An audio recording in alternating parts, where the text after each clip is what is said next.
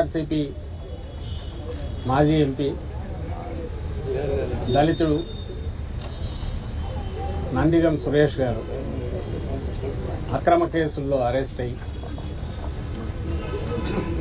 రేపు జనవరి 6, 7 దాదాపు 4 నెలలు అవుతుంది.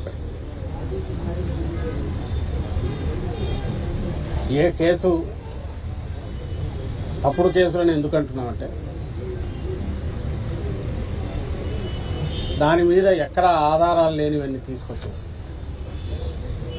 అప్పటికప్పుడు తయారు చేసిన వీటితో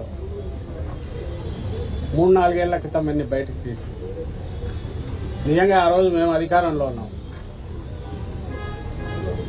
ఈరోజు తెలుగుదేశం పార్టీ వ్యవహరిస్తున్న పద్ధతిలో మేము ఆ రోజు వ్యవహరించితే, జగన్మోహన్ రెడ్డి గారు వ్యవహరించితే ఈ కేసులన్నీ ఆ రోజు తీసేసిండొచ్చు.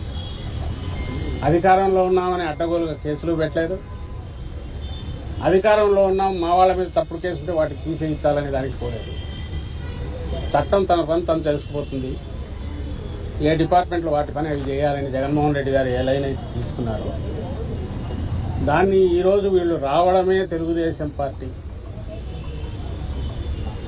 వీటన్నిటినీ తోడి లేని కేసులు కొత్తవి పెట్టడం, పాత వాటిలో ఉన్న వాటన్నిటిని ఇప్పుడు బయటకు తీసి మళ్ళీ ఫ్రెష్గా తయారు చేసి మేము ఏమరపాటుగా ఉన్నామంటే ఉన్నాము. ఎందుకంటే చట్టం తన పని చేసుకుపోతుందంటే న్యాయంగా ధర్మంగా ఉంటారని అనుకున్నాం. ఇలా తీసుకొచ్చేసి అక్రమంగా జైల్లో పడేస్తున్నాం. కోర్టు కేసుల్లోనూ న్యాయస్థానాల్లో ఉన్న వ్యవహారాల్లో ఉండే లొసుగులో వాటిని వాడుకొని సిస్టమ్ను మేనేజ్ చేసుకుంటూ ప్రతిపక్షంలో ఉన్న ఆ పార్టీ అలాగే వ్యవహరించింది. ఇక్కడి నుంచి సుప్రీంకోర్టు వరకు ఎక్కడికి పోయినా ఈరోజు అదే చేస్తాం. అధికారంలోకి వచ్చాక మరింత దుందుడుగ్గా చేస్తుంది. దానికి నిదర్శనం ఈరోజు ఇప్పుడు సురేష్ ఇక్కడ ఈరోజు 4 నెలలు ఇక్కడ ఉంటాడు. అక్కడ లోపల కూడా ఎలా ట్రీట్ చేస్తున్నారని చూస్తే హృదయ విదారకంగా ఉంది. ఓ మాజీ ఎంపీ కనీసం ఇవ్వాల్సిన ఇది కూడా ఇవ్వట్లేదు. దాని మీద మేము ఎక్కువ అడిగితే మరింత కక్ష సాధింపుతో పోతున్నాం.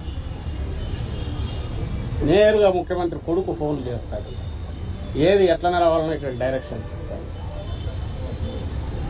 అధికారులు ఇక్కడ ఉండేవాళ్ళు అది ఫాలో కాకపోతే ఏమవుతుందని భయంతో కొంతమంది, అడుగులకు మడుగులు ఎత్తేవాళ్ళు మరికొంతమంది. తాగడానికి వాటర్ బాటిల్ తెచ్చుకుంటామంటే కూడా అలౌ చేయట్లేదు. మినిమం ఫెసిలిటీస్ క్రియేట్ చేయట్లేదు. అలాగే 4 నెలలు భరిస్తూ వచ్చారు. మేము పార్టీ జగన్మోహన్ రెడ్డి గారితో సహా వీటన్నిటి మౌనంగానే భరిస్తున్నాం. ఎందుకంటే దీని మీద ఇప్పుడున్న దాంట్లో మీరు ఇవే కాదు, సోషల్ మీడియా కేసులు అని చెప్పి పెడుతున్న 2 నెలలుగా చూస్తున్నారు.